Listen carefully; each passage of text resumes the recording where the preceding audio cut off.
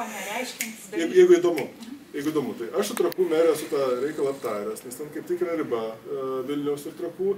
Ir jeigu mes surasime tinkamą vietą per tą miškelį, kur ten padaryti tokį maršrutą, būtent dviračių tako maršrutą, tai ir bus padaryti. Ir tai yra, kaštai yra gerokai mažesni negu šito standarto atitinkančio dviračių takų tiesimo, bet būtent rekreacinių maršrutų, vėlgi plento dviračių ten galbūt nebūtinai nuvažiuosi, bet turistinių dviračių, kad iš Vilniaus į Trakus, tai atvirkščiai, kad galėtume atvažiuoti. Tai čia, man atrodo, yra visiška, ne tai, kad būtinybė, bet turint omeny įvairius dviratininkų tipus, galiausiai ir turistus atvažiuojančius ir dar ką, yra poreikis didžiulis. Kai pamatai tą gatvę, tuo keliu važiuojančių Trakus dviratininkus, tai truputėlį nejauku. Tai su kuo bendrauti tada, kad tai tą greičiau? Apie viską su Antonu bendrauti. Aš net pirmą kartą išgirdau tą maždaug, kad, nes su plentiniu gal ir nenuvažiuosi, tai va, man kažkaip nežinau, kad tos plentinius ignoruojam. Ne, neignoruojam. Tiesiog kaštai, turbūt 10 kartų didesnį padaryti.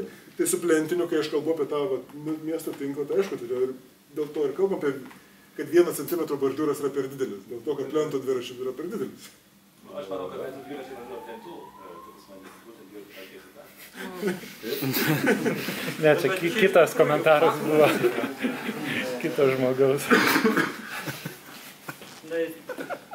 Plento dviračiai, jie važinėja gatvėm, jie nevažinėja dviračių takais. Jeigu apie sportininkus kalbam, tai iš viso. Jie niekada nesės ir nevažiuos ant dviračių tako, nes jiem reikia išvystyti greitį, jiem reikia treniruotis. Tai tiesiog reikėtų neištavių. Tai reikėtų gal ne iš savivaldybės pusės, bet šiek tiek pareguliuoti kelių eismo taisyklės, kad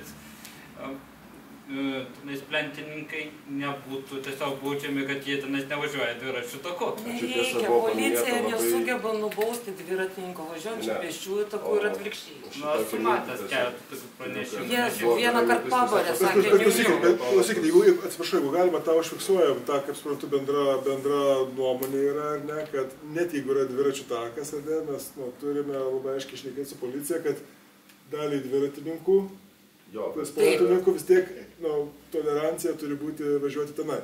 Nes aš esu su komisaru apie tai šnekėjęs, bet truputėlį per kitą prizmę, per visas liemenės ir kitus dalykus, kai yra rūbai pritaikyti ir taip juos šviesti, tai jie ten pažadėjo reaguoti, nežinau, tikiuosi, kad reaguoja ir lyg ir nustojo bausti visus šitoje vietoje, bet tas santykis, kai yra dviračių takas ar nėra dviračių takas, tai aš nežinau, jeigu tai aktuali problema, tai tikrai su Lančinsku mes tikrai nušnekamės apie tos dalykus, tai perdašim tada.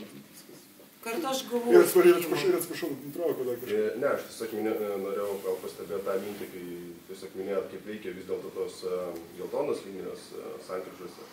Tai aš taip įsivaizduoju, galėtų veikti ir kelkraštį.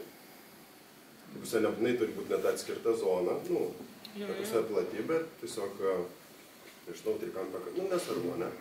Ir jinai tiesiog šiaip atkreip dėmesį, kad čia dar vyksta kažkas. Šiaip iš tikrųjų, žinokit, labai gera idėja, nes jeigu tu važiuoji kelkraščiu, tu gali pagal taisyklės važiuoti metras, man atrodo, net nuo kelio krašto dviračių. Tave vairuotojas spaudžia, čia buldiūras pusės kilometro, čia automobilis, ten griovys, ką daryti?